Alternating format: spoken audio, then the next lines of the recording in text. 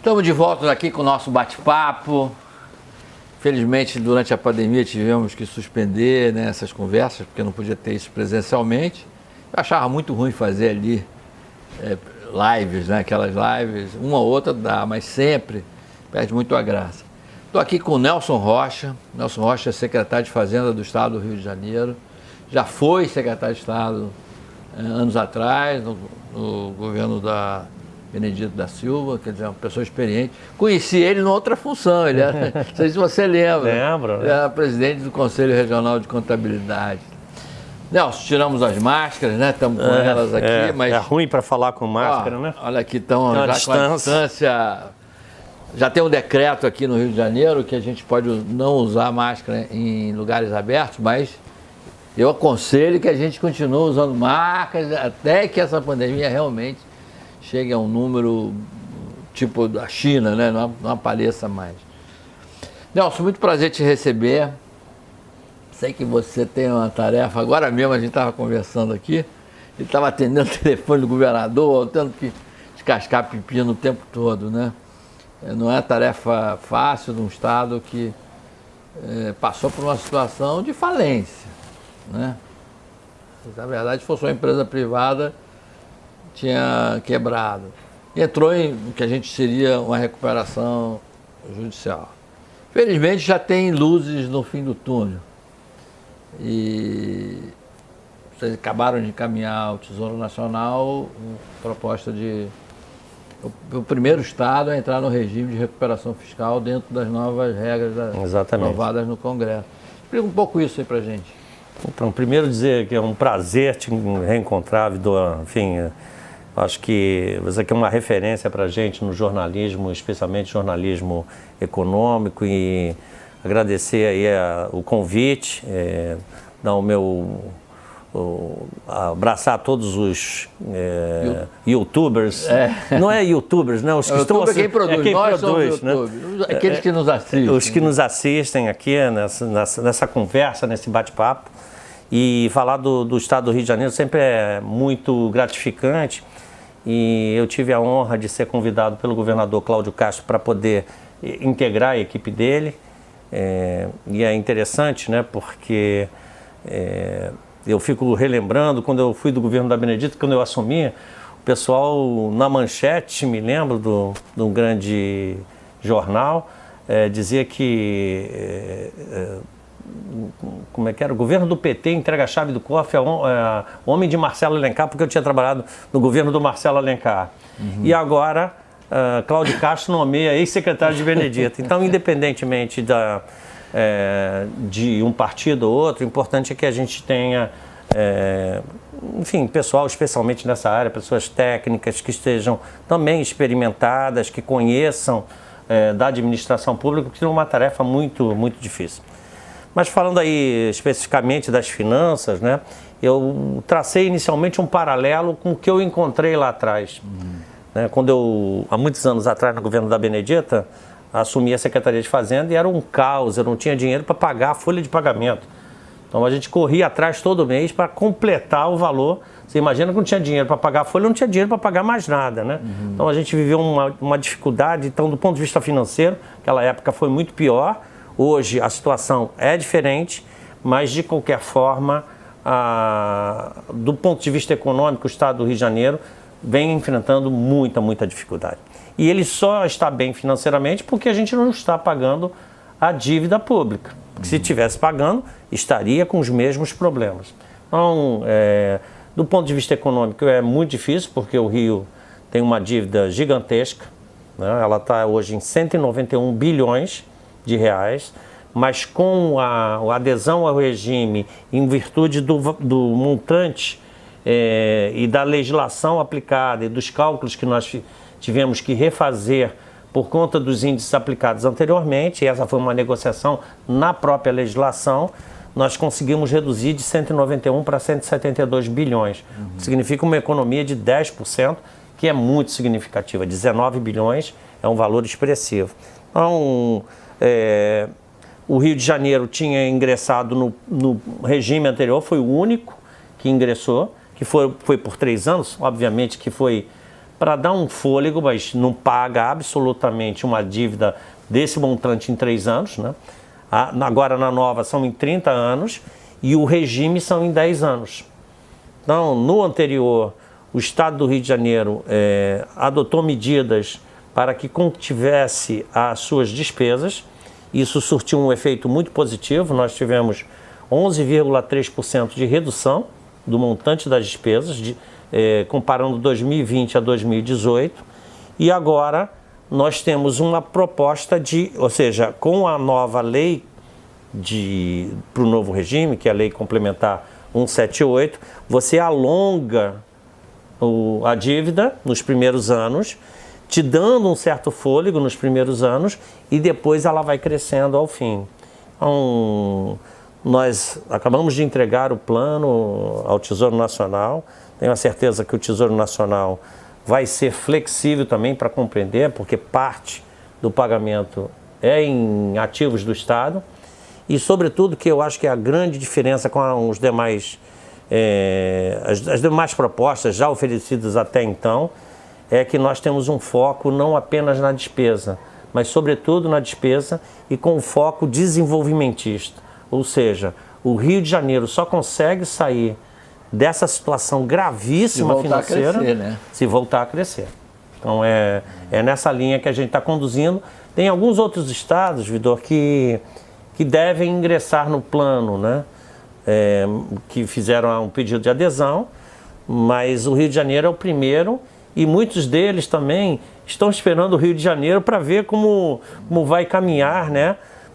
Que são Minas Gerais, Rio Grande do Sul, Goiás, pelo menos esses 3 estados têm intenção em aderir. Ô Nelson, quanto tempo o Tesouro tem para responder isso? Então, esse é um processo de construção, a gente já vem construindo. Nós tivemos em junho o pedido de adesão aceito, e aí nós tivemos a primeira entrega, que foi o diagnóstico fiscal, que aliás eu convido a todos a acessar o nosso site da Secretaria de Fazenda, porque nós fazemos um diagnóstico que é muito interessante. Ou seja, por que o Estado do Rio de Janeiro chegou a essa situação, que não é simplesmente um diagnóstico que aponta receitas e despesas.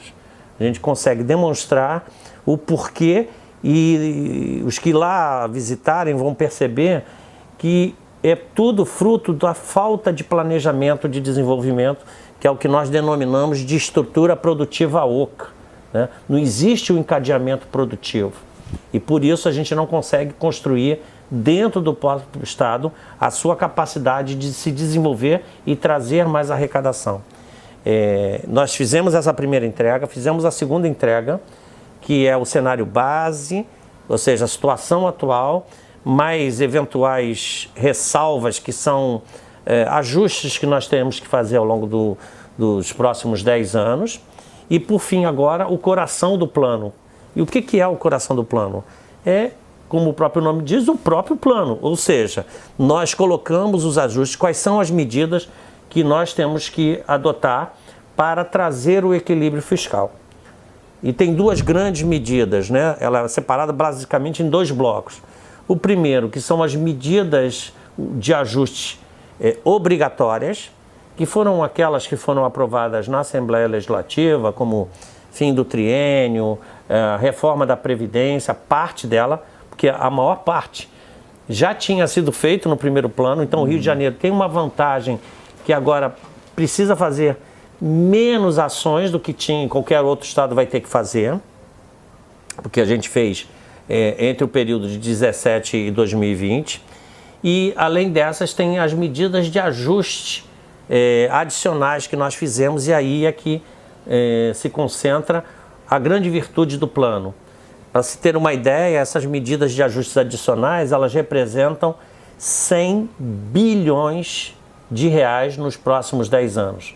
E eu estou falando 100 bilhões compostos de aproveitamento de ativos que nós temos e o crescimento e desenvolvimento que nós produzimos a partir de estudos econométricos que nós fizemos na Secretaria de Fazenda. Pois é, Nelson, quer dizer, o Estado conseguiu vender não, fazer uma nova concessão na área de saneamento, isso é um dinheiro ótimo que entrou tanto para vocês, está entrando ainda, como para os municípios que estão na área de concessão, foi um reforço ótimo. É dinheiro que obrigatoriamente vocês têm que usar em investimento, não é isso? Sim, a gente não é obrigatório, mas é uma decisão do governador de que a gente aplique esses recursos em investimentos. E o nosso entendimento que é importante que se faça isso, porque se eu quero aumentar a arrecadação a partir do desenvolvimento, obviamente o Estado, como indutor do desenvolvimento, do crescimento econômico, precisa fazer esses investimentos, seja em infraestrutura, enfim, naquilo que está definido, que foi denominado pelo governo do Estado como Pacto RJ, né, e que representa um investimento até 2023 de 17 bilhões de reais. Ótimo. Mas que ativos mais o Estado tem? Já que não temos mais a SEDAI? Essa é uma pergunta ótima, né? Até porque o dinheiro da SEDAI nós não utilizaremos para pagar nada ao Tesouro. Essa foi uma condição que o governador, desde o início, na própria negociação do plano, na discussão da Lei Complementar 178, com o Ministério da Economia, até porque na concessão da SEDAI tinha uma parte teve um empréstimo do BNP que tinha como garantia a venda da SEDAI. E a União honrou esse empréstimo e falou, agora o dinheiro é meu. Né? Só que a Lei Complementar 181, lá no artigo 23, ela foi explícita, né? O artigo é quase que um carimbo da SEDAI ali, dizendo que esse valor poderia compor a conta gráfica que o Estado, da dívida total com a União. E o Tesouro quer cobrar, mas está explícito na lei.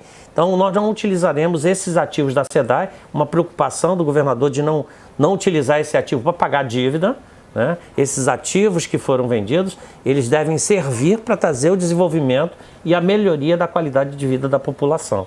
Então, quais são os ativos efetivos, Nelson? O principal deles é a dívida ativa. Né? O que o Estado tem a receber. Exatamente, o que o Estado tem a receber dos contribuintes. Esse montante, ele representa... Dívida já reconhecida pela Justiça ou não? Não, nem todas. O modelo de securitização, porque esses ativos nós não podemos entregar porque o Tesouro não vai aceitar. Então nós vamos fazer um fundo para securitização dessa dívida. Transformar isso em títulos, né? Exatamente, em ativos financeiros que possam ser entregues para pagamento. Esses ativos representam, na sua totalidade, 110 bilhões. Mas é claro que nem tudo vai ser possível se ganhar, boa parte a gente vai ter um prazo para receber. Então a Procuradoria... Alguma coisa não receberá, porque exatamente, os devedores não existem mais. Né? Exatamente. Tudo isso já foi mitigado e esses 110 bilhões caem para 44 bilhões. Houve um critério na análise por parte da Procuradoria-Geral do Estado e esses 110 caem para 44, ou seja, 40% do total da dívida. E é com esse valor que nós formaremos esse fundo. Estamos já em estudos para que no início de 2022 a gente faça a licitação para a conclusão da criação desse fundo e esses ativos ficam disponíveis. Eu até tinha um interesse junto ao Tesouro Nacional de quitar antecipadamente, né, porque evita juros. Mas o contrato e a previsão legal para adesão, quando você paga antecipadamente, eles tiram do final. Então aí vai me sobrecarregar o fluxo de caixa inicial. Então nós vamos pagar isso aos poucos. E o que a gente quer com isso? Reduzir, né, o meu pagamento. Eu quero me liberar para criar um espaço fiscal. O resultado primário que eu tiver, eu crio esse espaço e com esse espaço eu gero investimento e a projeção que nós fizemos é que todo espaço fiscal que eu gerar aqui, nesse ano, eu projeto como investimento para o ano seguinte. Então isso vai trazer arrecadação. Exemplo, quanto você vai ter que pagar nos próximos 5 anos de dívida para a União? Então, os 5 anos eu não tenho aqui para você, mas os 3 anos eu posso te dizer. No novo regime, a gente tem 9 bilhões de reais pela Lei Complementar 178. Mas vamos imaginar que eu não estivesse lá. Quanto é que eu teria que pagar? 30. Né? 44. Nossa. Impagável. Porque se eu faço uma conta simples, Vidor, imaginemos, 172 bilhões. O que determina a lei? que você tem que pagar 4% ao ano mais IPCA. E aí eu sou generoso.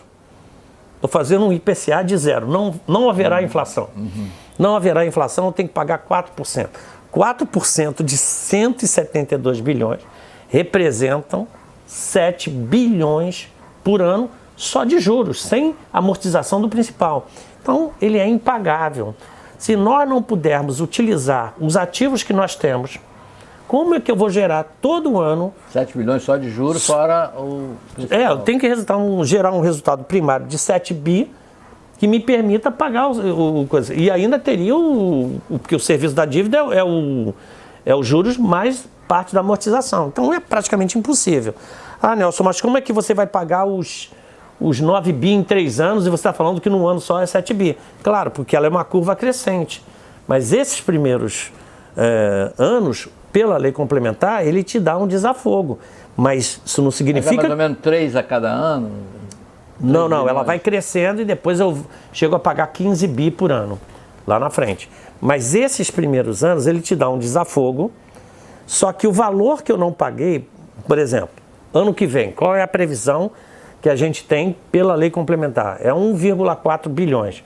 Poxa, mas você não está falando que é 7 bi? Sim, a diferença vai incorporar o principal, né?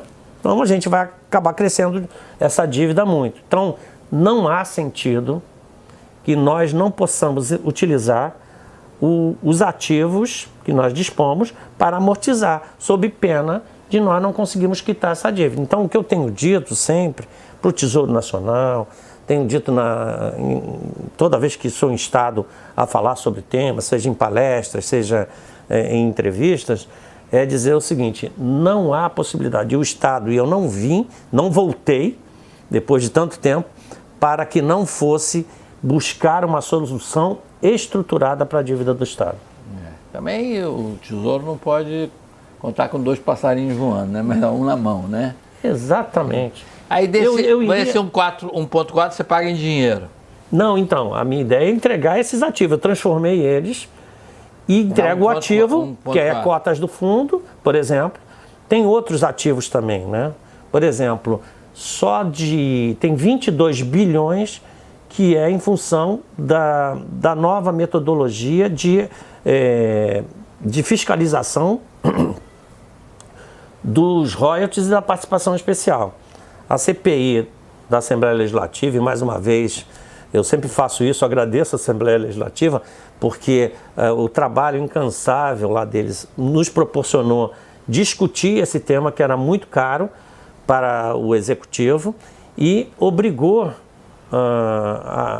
por conta dessa discussão, a assinarmos um acordo que até então nós não podíamos entrar na fiscalização das despesas que são abatidas, que era uma prerrogativa exclusiva da ANP, mas isso interferia na nossa arrecadação. Então nós assinamos um convênio recentemente com a ANP, o que nos permite agora fazer a análise também do que... Na conta de vocês está faltando 22 bilhões. Está faltando.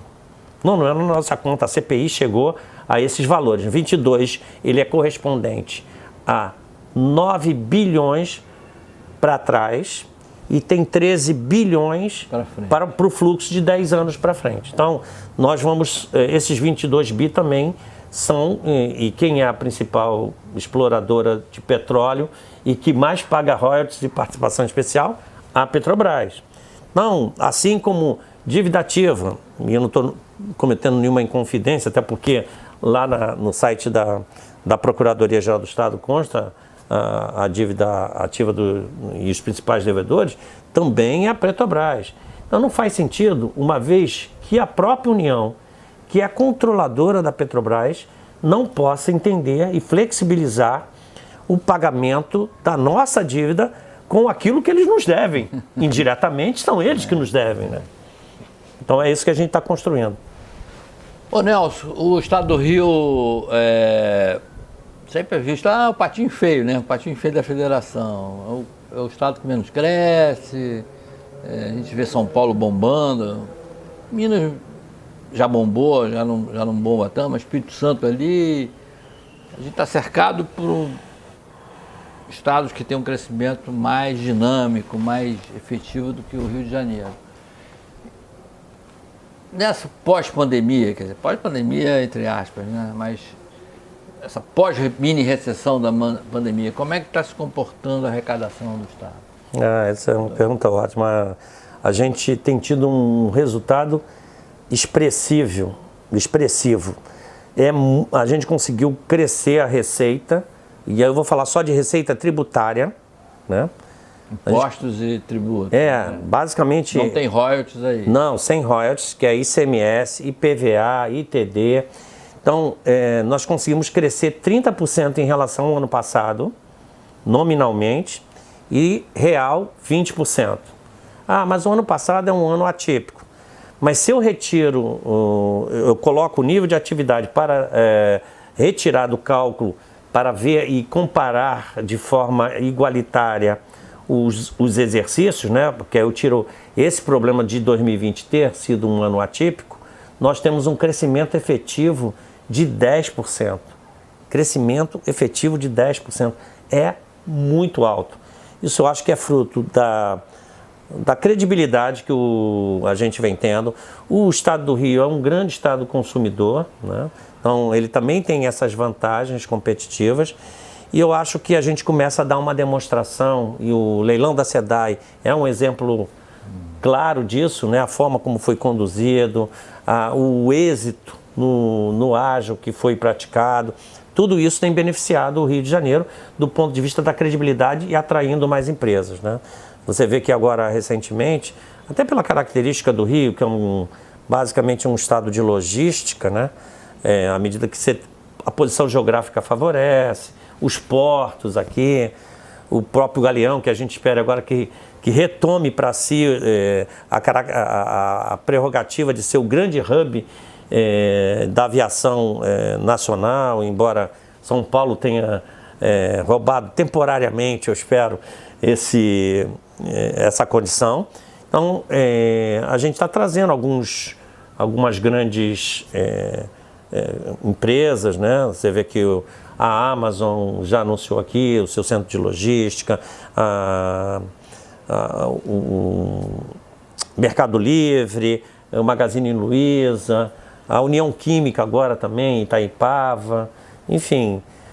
O que a gente está tentando é trazer também aquelas indústrias que a gente perdeu ao longo do tempo, especialmente a indústria farmacêutica, né, que foi toda para Goiás, mas a ideia é trazer para o Rio de Janeiro novamente, para que o Rio volte a ser o protagonista da economia nacional. O aumento de arrecadação foi o quê? Combustíveis, energia elétrica, telecomunicações? Não, ela está espalhada por todos os setores.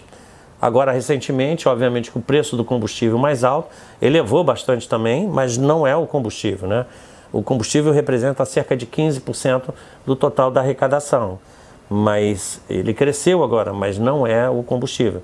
Na realidade, foram vários setores. O setor de supermercado vem crescendo significativamente, todos os setores vêm acompanhando e crescendo homogeneamente, né? Eu acho que linearmente. Todos, a partir, e especialmente os que têm relacionamento com comidas, bebidas, eles têm crescido bem significativamente lá para a gente. Houve também a melhora do emprego, né? Quer dizer, sim. Então, o crescimento, mercado consumidor começa o crescimento econômico. Você estava falando aqui há pouco sobre a desvantagem do Rio de Janeiro, né? Lá nesse estudo que nós fizemos do diagnóstico fiscal, a gente cita isso, né? Quando o Brasil cresce, o Rio cresce menos. Quando o Brasil tem recessão, a recessão no Rio de Janeiro é mais acentuada. Profundo. Então, isso acho que é fruto dessa falta, dessa estrutura de encadeamento que eu citei aqui antes, que acaba trazendo consequências para a economia como um todo. Então, a gente acredita, primeiro precisamos adensar esse setor produtivo, né, estruturar o seu encadeamento, e aí, novamente, demonstrando, né? Vamos pegar o setor de óleo e gás. O setor de óleo e gás, que é um setor importante para a economia do Rio de Janeiro, ele tem hoje 80% dos contratos ativos da principal empresa do setor, que é a Petrobras, fora do Rio de Janeiro. A gente não consegue fazer os contratos aqui. A questão da Rio Polímeros, ali em Duque de Caxias, né? Foi construído ali o setor e tal, mas a indústria de plástico está em São Paulo. Como é que nós não conseguimos dar as condições para que essas indústrias se instalassem aqui? Por isso é que eu falo, o setor público errou. Errou porque não soube se organizar, não soube planejar, não soube estruturar a sua estrutura, a sua cadeia produtiva para que a gente pudesse ter uma condição de desenvolvimento mais adequada. Mas também tem coisas estranhas que eu não consigo entender, Nelson. Por exemplo, agora o Brasil está com um novo marco legal em ferrovias, né? Ótimo, a gente está com ferrovias indo exatamente onde tem a carga no interior, atrás de minério, atrás de grãos, etc. Mas isso escoa por portos, né? Por portos. A gente já tem aqui, pelo menos, uns traçados, né, de ferrovias que poderiam ser ativados. E não tem nenhum projeto de ferrovia novo no Rio. Nenhum desses projetos que a gente tem lido na imprensa contempla o Rio de Janeiro. Claro que não é função do governo do Estado fazer ferrovia, né? Não é o caso. Hoje, basicamente, são projetos privados. Mas eu penso, lá para o Açu, será que um ramal ferroviário para o Açu, que é um porto em plena expansão, né? Ou para Septiba ali, talvez, né? Por que o Rio não aparece, né? É um mistério. O governo, né, o governador articulou com o presidente da República, o ministro Tarcísio esteve recentemente, exatamente lá para o Açu, né, embora a MRS traga o minério ali para poder escoar pelo Açu, esse é o projeto até original lá do Ike, né? Ali a ideia é que a gente traga, mas nós queremos ir um pouco além, né? Porque isso é importante para que a gente sirva, porque o próprio setor portuário pode ser fortalecido. Mas nós temos uma preocupação, eu particularmente tenho uma preocupação muito grande. Eu acredito que o fato de nós termos geograficamente estarmos bem posicionados e termos os 2 maiores portos de águas profundas da América Latina, isso nos favorece enormemente. E é exatamente o que você colocou. Mas o que a gente quer é não se tornar apenas um corredor. A gente quer que o PIB fique retido aqui. Para que a gente tenha PIB retido aqui, é preciso que as empresas de logística também se instalem aqui. Então, essa retroárea dos portos, elas serão fundamentais para que a gente também traga o desenvolvimento, senão a gente vai ver só entrada e saída. Carga passando. Carga passando sem que a gente acabe retendo esses recursos aqui. Então, temos feito algumas ações nesse sentido. Outro aspecto importantíssimo é a questão do gás, né? Porque agora começa a exploração e está sendo redesenhado também ali o setor do Comperj para que a gente tenha ali um setor produtivo e aproveite toda esse manancial. Já tem terraplenagem, já tem licenciamento tudo pronto, ambiental. Exatamente. Está um passo da região, já é dentro da região metropolitana. E a outra vantagem também competitiva é que nós temos o gás direto na veia ali para poder você, a partir disso, utilizar o gás ali no polo industrial que vem a ser criado. A Petrobras, eu acredito que está colaborando nesse sentido. Sim, sim. Tem ainda alguns eixos, né, algumas rotas que eles estão completando, mas já tem rotas prontas. O objetivo é que a gente possa utilizar. Porque a ideia, me disseram, que é a utilização de parte do terreno, onde ficaria a refinaria, que não vai existir mais. Utilizar para projetos industriais que consumam o gás natural. Sim. O gás que vai chegar lá, vai ficar disponível, em vez dela mandar isso para longe. Exato. Tem o consumidor. Eu pensei que você estava se referindo à questão do gás, que eles também estão colaborando à medida, também é interesse deles, porque vão vender o gás, né? Toda a questão do plano que nós falamos antes, ele tem exatamente essa linha desenvolvimentista, né? Para você entender, esse Pacto RJ de 17 bilhões de investimentos, a partir desse modelo que nós criamos, a gente projeta de arrecadação para o ano que vem, considerando um crescimento do PIB Ali nós pegamos os 22 setores do pacto, onde serão investidos esses recursos, e calculamos para cada um desses setores o que vai fazer de crescimento do PIB, né? Que dá para cada R$1 investido 1,62 de crescimento. E isso gerará 3 bilhões de reais nos próximos 10 anos de aumento de arrecadação. E do espaço fiscal que nós criaremos a partir dos resultados, que serão reinvestidos, nós vamos gerar 5 bilhões de reais de arrecadação. Então, são conceitos de utilizar o desenvolvimento, o crescimento econômico, os investimentos e o Estado como indutor da economia para fazer a arrecadação também. Que investimentos são esses? Não. Então, tem basicamente infraestrutura, rodovias, né? Tem a ideia de criar as condições, sobretudo, para que as indústrias possam se instalar ali, né? Abrir oportunidades de geração de empregos, até porque, como eu falei lá, a geração de empregos no Rio de Janeiro, ela comparativamente, se a gente pegar a indústria, existe uma queda de 50% se eu comparo a 2008. Nossa.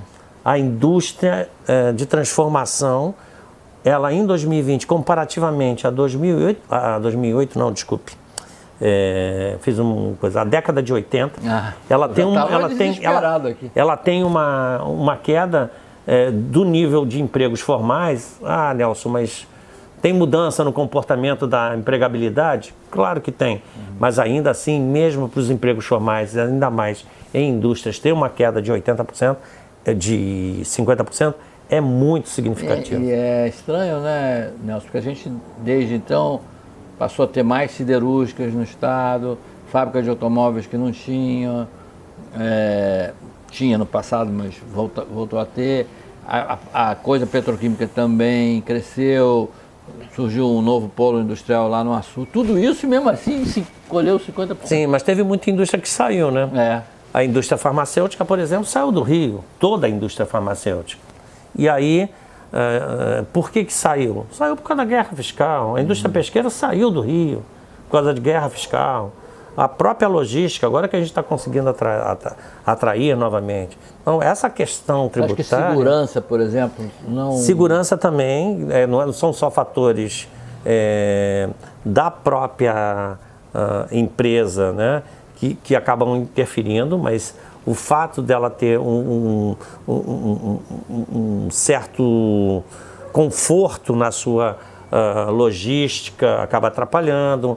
O conforto que eu digo é no sentido de saber que vai sair e não vai ter problema. O custo acaba aumentando muito à medida que você tenha que ter seguro para roubo de carga, entre outras coisas. Vou te dar um exemplo concreto assim na minha visão. Eu vejo assim, duas regiões metropolitanas vizinhas aqui. São Paulo, você tem ali Guarulhos, Jacareí, Jandira, Barueri, isso vendo de um lado, né? Em que as indústrias vão saindo de São Paulo, da cidade, vão se realocando por ali, Vinhedo, Jundiaí, e estão confortáveis ali, né? Região de Campinas e tal. Aqui a gente teria isso talvez no arco metropolitano, mas ninguém vai para lá. Acho que o maior problema é a segurança. Ali, forçosamente, a segurança, né? Tem uma parcela dos recursos do pacto que são destinadas a isso, né? A reativar e fortalecer o arco metropolitano, inclusive com a facilitação para as empresas ali poderem se instalar. Porque não adianta também ter só o arco se você não tem a ocupação do espaço, né? E a ocupação do espaço traz segurança também, porque você passa ali no arco, é praticamente tudo vazio. Tinha-se inicialmente a ideia que ali muitos galpões iam acabar se instalando, né? Mas não é só ali, né? A gente está buscando a recuperação, seja na BR-040, seja na BR-101, seja na própria Avenida Brasil, né? Porque os galpões ficaram ali, enfim, vazios, né? E eu acho que a segurança vem melhorando. A equipe de segurança do governo vem atuando também especificamente na questão do roubo de cargas. Você deve ter visto nos últimos meses, né, uma queda acentuada, pelo menos esse ano de 2021, uma queda acentuada do roubo de cargas. Porque antes era muito, toda hora dava na TV que tinha roubo de carga. Então, isso tudo, o conjunto dessas ações, podem trazer melhoria para o desenvolvimento. Não é só uma questão de querer, é preciso também que a gente possa... É o que eu sempre falo, é o seguinte, tem que fazer igual ao Iraque, fazer uma zona azul assim, aqui não rouba ninguém, quer dizer, você pode instalar a sua empresa, que eu vou garantir que... Vamos falar um pouquinho de reforma tributária? Como é que fica o estado do Rio na reforma tributária que está se falando aí no Congresso? Porque a tendência agora, ao que tudo indica, é que a gente vai ter um novo ICMS, né? Quer dizer, o IVA. Isso. E nesse IVA, os estados consumidores, agora a gente virou um estado consumidor, não, tem alguma colher de chá, né? Ou seja, aumente a sua participação. Como é que você vê aí a reforma? Então, a PEC 110, que aqui está tratando do IVA, né? Ela foi ampliada, ela foi muito discutida no âmbito do Concefaz, que é o Conselho dos Secretários de Fazenda, e hoje existe um consenso, né? Tem um fundo de equalização que nós vamos ter ao longo do tempo para sair de um regime para o outro, o que é importante, o que antes não tinha. Tinha uma outra discussão, que era que esses recursos não podem ser arrecadados pela União, mas sim como uma entidade independente, porque o receio dos estados e municípios é que eventualmente alguma parcela desse recurso ficasse retida. Então, são questões, entre aspas, menores, mas que interferem na vida, no dia a dia dos entes da federação. Então, sob esse aspecto, alguns avanços foram feitos, muito produtivos, né? E outros se chegou praticamente a um consenso de que a necessidade é que se tenha no consumo a tributação. O Rio de Janeiro, e eu já disse isso por diversas vezes, o Rio de Janeiro topa qualquer um dos dois modelos, ou na produção ou no consumo, embora do ponto de vista do conceito tributário, obviamente que eu entendo que deva ser sempre no consumo. E por que o Rio de Janeiro é favorável? Porque o modelo atual, ele só prejudicou o Rio. Por quê? Qualquer segmento econômico é tributado na origem. Qualquer um. Né? Setor de produção de liquidificadores. É lá. Então, onde é que produz esses liquidificadores? São Paulo? Então, São Paulo é que fica com ICMS. Tatiaia produz um pouquinho. Não, tem outros. Foi só para mexer com Acho com que São até Paulo. produz liquidificador. No Rio. É melhor usar lá máquina de lavar. Máquina de lavar, por exemplo. Então, acaba sendo produzido, o ICMS vai para São Paulo. E aí, né, o grande consumo, a grande produção do Rio de Janeiro, que nos geraria um ICMS extraordinário, aí deixou de ser origem, passa a ser destino, que é o petróleo. Então, se quiser botar na origem, nós não temos nada em contra. Contrário. Aliás, seria até melhor para o Estado.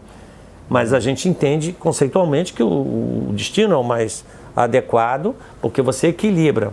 Então, à medida que a gente tenha esse consumo, tudo no consumo, São Paulo não vai ter essa grande vantagem competitiva, porque a maioria das empresas estão lá.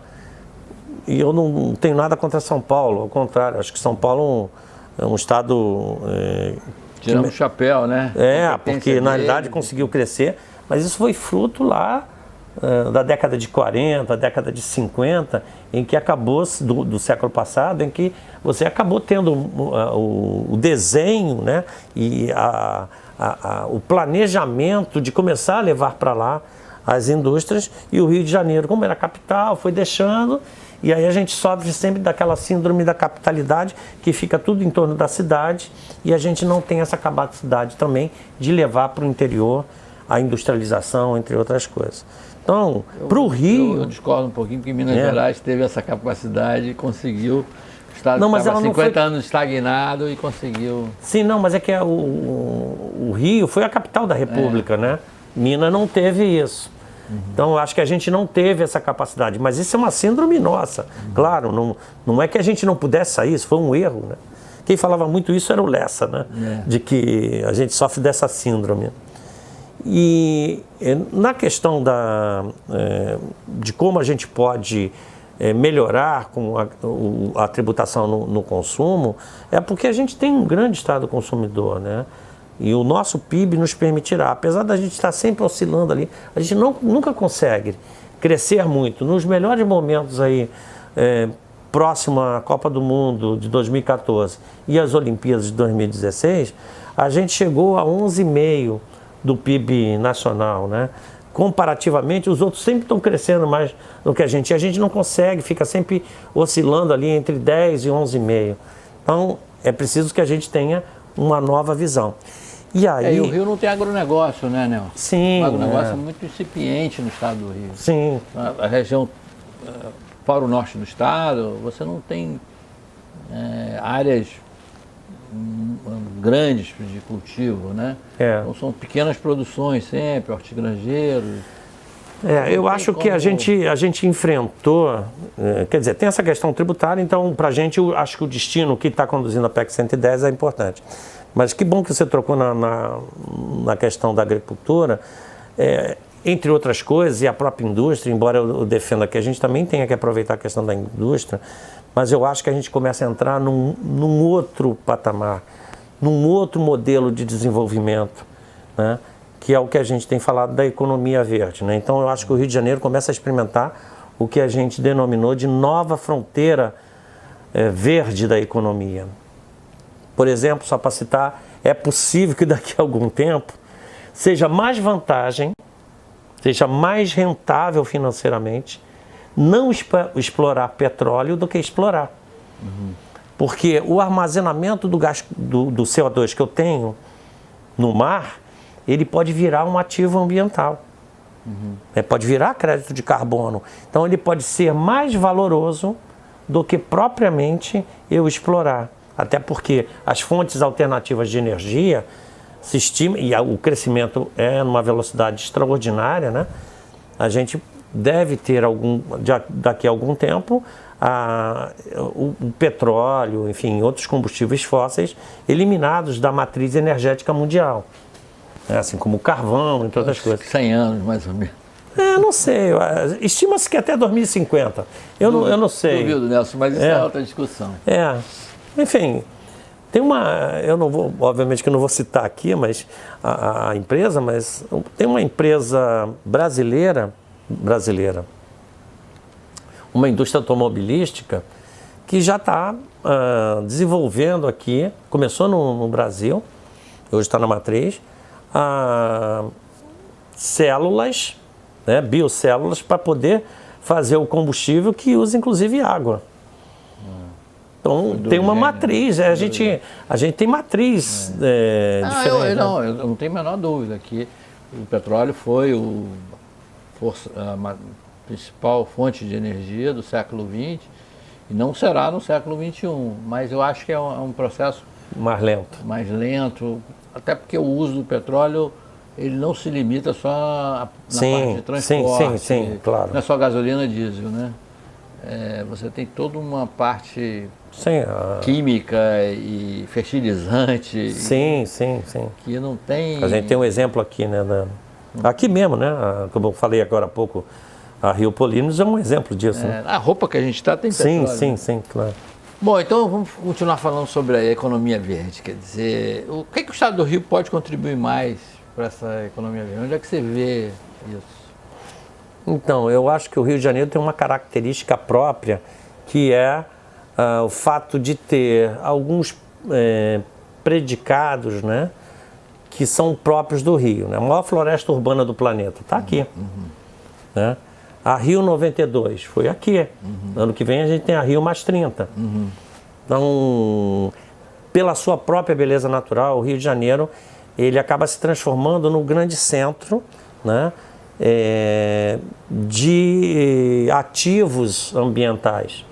não porque ele os tenha todo aqui, mas o Brasil, que detém hoje de 30% a 40% do estoque de CO2 no mundo,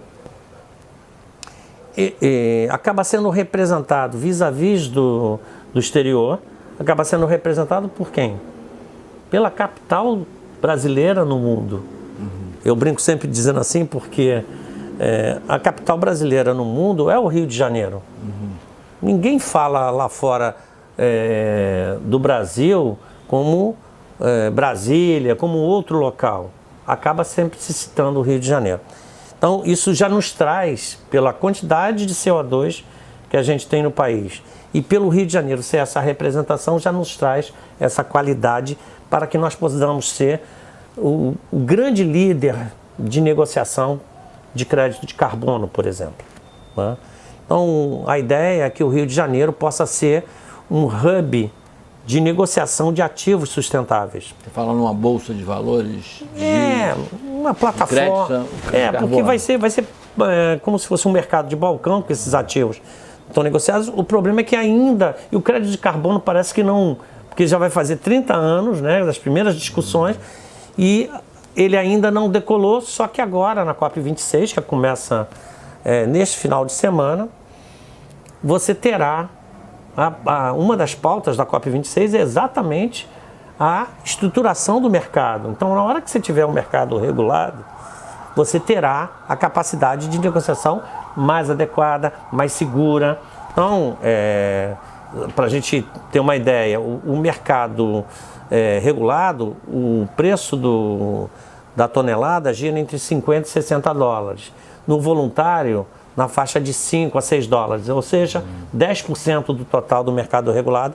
Mas esse mercado é um mercado que vai crescer assustadoramente. Acho que o Rio de Janeiro, além de ser o hub da negociação do crédito dos nossos estados aqui, dentro do próprio país, ele pode ser a referência mundial também para negociação. Além de outros ativos, né, que nós temos, a própria economia circular, pode-se criar um mecanismo, porque o mercado não criou, acabou as empresas que tinham necessidade para se adequar à legislação, tendo que fazer, e agora, obviamente, com essa regulação que está se criando no crédito de carbono e a necessidade também de você contribuir para evitar problemas de descarte de resíduos sólidos, como a gente vê, e nós temos a oportunidade para que a gente possa, além disso, também trazer fundos internacionais, a gente ter a capacidade de começar a atrair tudo isso para o Rio de Janeiro. Então, é uma forma de enxergar o Brasil num crescimento diferenciado, e o que eu acredito é que boa parte da economia mundial vai começar a girar em torno disso, porque essa é uma preocupação. Né? E isso pode virar títulos, né? Essa também é outro mistério para mim, viu, Nelson? Porque a gente viu, por exemplo, explodir esse mercado de bitcoins, que é que não tem respaldo, né? Assim, uma coisa real, né? Bitcoin.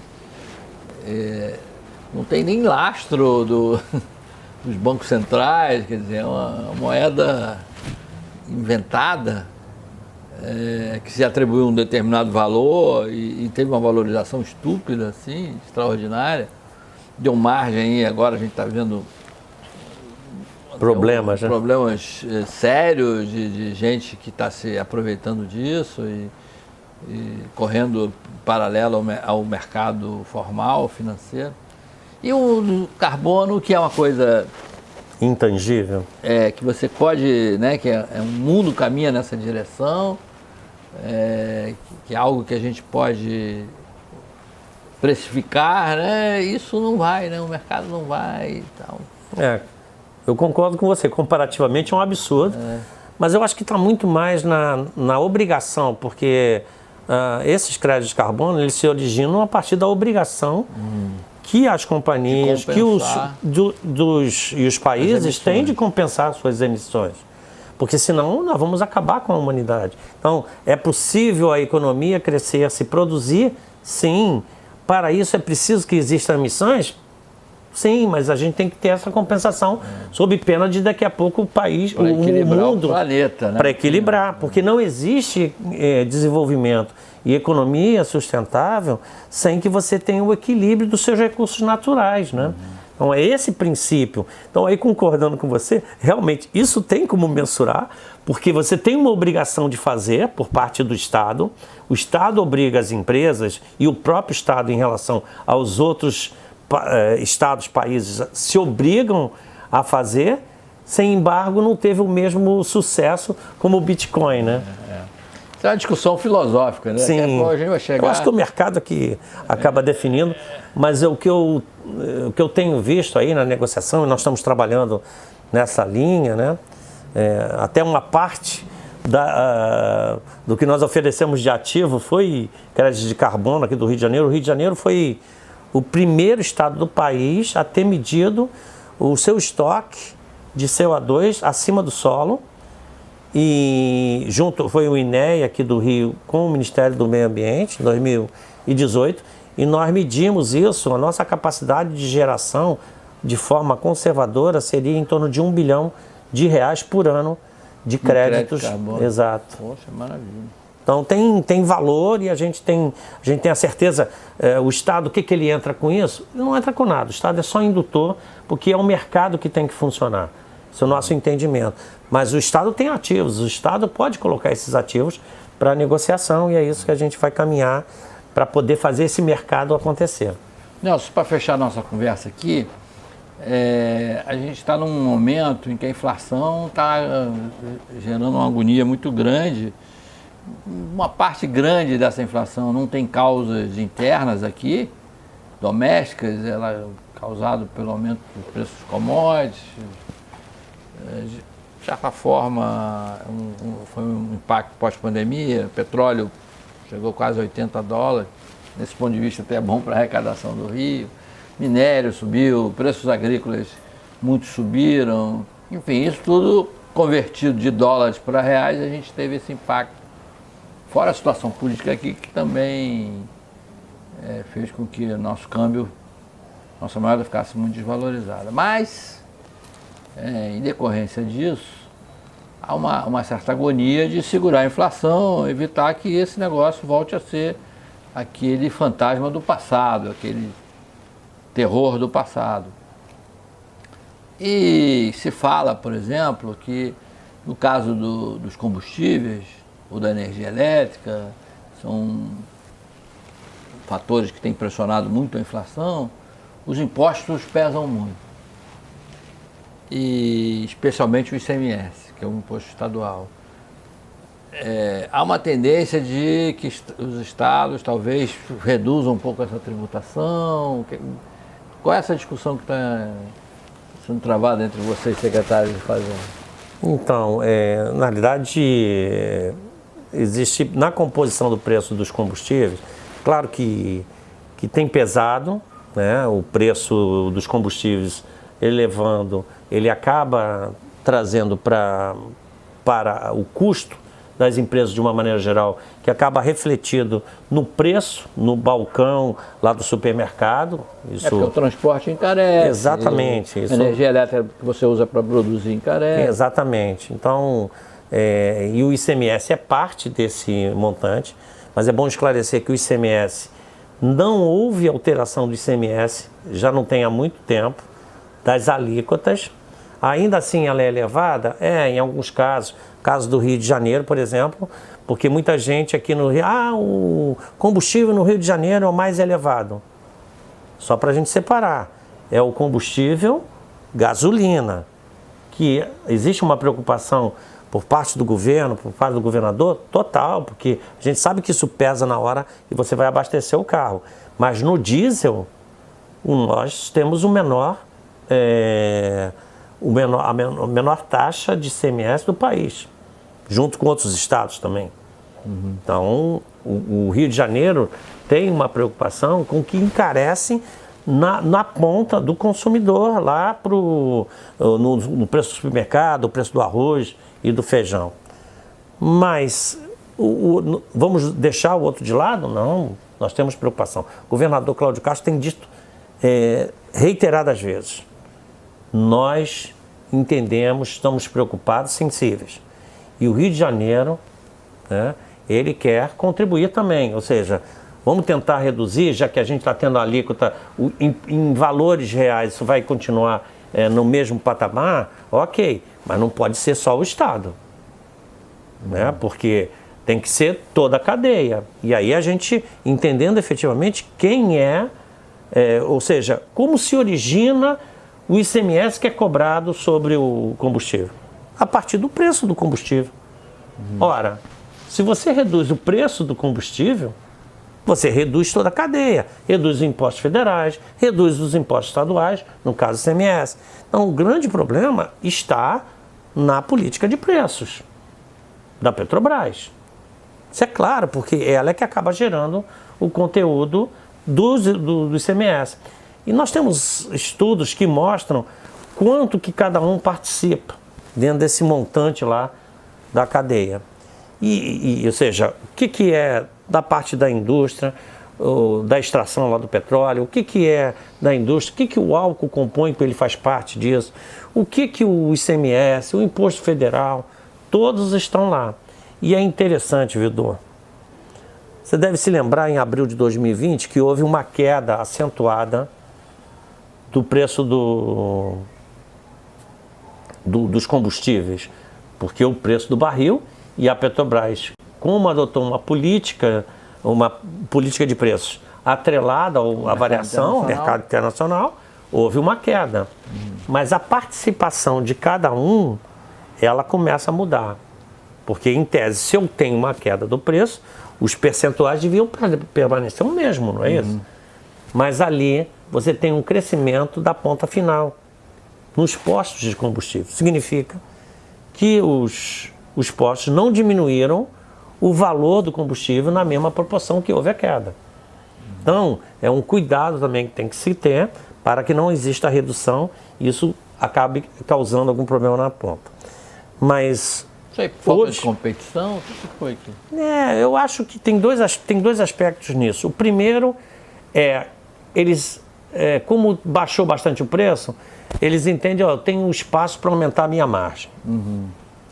E dois, tendo uma visão mais condescendente com os postos de gasolina, é o entender que eles têm um custo fixo muito alto. E eles, para manter o custo fixo alto, já que houve uma queda, ele teve que aumentar, porque ele não conseguiu bancar com aquela queda o que ele tinha de ganho. Etc. Enfim, condescendentemente, se a gente analisar dessa forma, pode ser isso. Mas eu acho que houve de qualquer forma, em qualquer uma das duas, houve ampliação da margem deles, né? Mas os estados, de uma maneira geral, nós decidimos, no CONFAZ de hoje, que os combustíveis, nós vamos congelar o valor do combustível para efeito... Não é congelar o valor do combustível, que isso, a forma política de preço é a Petrobras. Nós vamos congelar... Considerar para efeito de cálculo do imposto. É o que a gente chama de PMPF, que é o preço médio do produto, que é a base de cálculo para cálculo do ICMS. Então, vai ficar congelado de novembro até janeiro. Quem define esse preço? É o mercado, é o preço de mercado. Então, nós vamos pegar o preço de mercado agora no dia 1º de novembro e ele vai ficar congelado. Então, se ele continuar subindo, ok, a gente vai ter uma redução do valor, ou seja, uma redução em tese do valor do ICMS. Para pegar um exemplo aqui, vamos imaginar um preço do combustível hoje a R$ 7,00. Então, supondo-se uma alíquota, vou falar tudo hipoteticamente, de 30%, dá 2,10 de ICMS, dentro dos 7. Esse preço aumentou para 8. 30% sobre 8 dá 2,40. Então, vamos continuar recolhendo 2,10. Vai continuar recolhendo 2,10. Então, ganhou-se 30 centavos. O que a gente espera é que isso vá para o preço final, né, e que não fique para o posto de gasolina, por exemplo, senão a gente não atende a política pública de ajudar o consumidor final.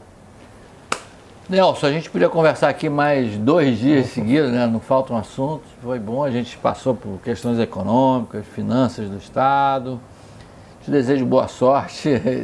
Então, tomara que essa recuperação continue, que o Tesouro aceite a sua proposta e o Estado do Rio possa superar. Acho que tem uma maldição aí, viu, né? Acho que ali na Praia do Flamengo, cacique Emberê, quando lutou ali contra os Taços de Sá, deixou alguma maldição, porque aqui agora o Cristo Redentor aparecendo ali, o Estado com essa beleza, a história do Brasil passa aqui, em todos os seus momentos, desde quase a primeira expedição que veio colonizar o Brasil, né? Martim Afonso Souza passa pela Baía de Guanabara e tudo.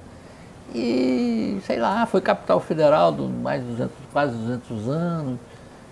O Estado do Rio também tem, como um todo, tem histórias incríveis. Café, o Vale do Café, respondeu por 70% da produção mundial de café, cana-de-açúcar no norte do estado. Siderurgia, de alguma maneira, surge no Rio de Janeiro com a CSN, a siderurgia pesada, primeiras fábricas também de têxteis, né? O Rio de Janeiro foi um centro de têxteis no século XIX, lá em 1870, cidade de Petrópolis, tem uma produção têxtil fabulosa, tem fábricas, aliás, só aquelas fábricas lá, aqueles antigas fábricas já deveriam ser um circuito turístico incrível. Fantástico. E aí, sei lá, acontece que toda vez que dá uma arrancada... Estou torcendo muito para que isso se concretize e a gente saia dessa maldição. A Emberê dê uma colher de chá. Muito prazer. Apesar de toda a dificuldade, eu queria deixar uma mensagem de otimismo aqui. Não, acho que você deixou. Para o contribuinte, dizendo, contribuinte, as pessoas que estão nos vendo, o Rio de Janeiro vai muito além da questão de ser apenas a capital, eu estou dizendo a cidade, a região metropolitana, o estado, né? De ser apenas um estado, mais um estado. Na verdade, o estado e a cidade é a representação do Brasil. Então, cada brasileiro tem um pouco de Rio de Janeiro no seu coração. Então, eu queria deixar uma mensagem de otimismo e dizer que nós acreditamos que o estado vai continuar crescendo e vamos fazer com que o Rio de Janeiro volte a ser protagonista. Mais do que isso, que a autoestima do povo carioca, do povo fluminense, ela possa estar presente no coração de cada brasileiro. Então, só deixar essa mensagem de otimismo aí. Claro. Mais uma vez, muito obrigado. Assino embaixo. Muito obrigado, Nelson. Muito obrigado a você, Vidor, pelo carinho aí da entrevista. Vocês que nos assistiram, muito obrigado. A gente volta com outro bate-papo. Ainda não tem nenhum agendado, mas agora, né, já podemos tirar a máscara de vez em quando, então vou marcar outro bate-papo para a gente continuar no nosso canal aqui com essas conversas tão valiosas e tão ricas em conteúdo. Muito obrigado.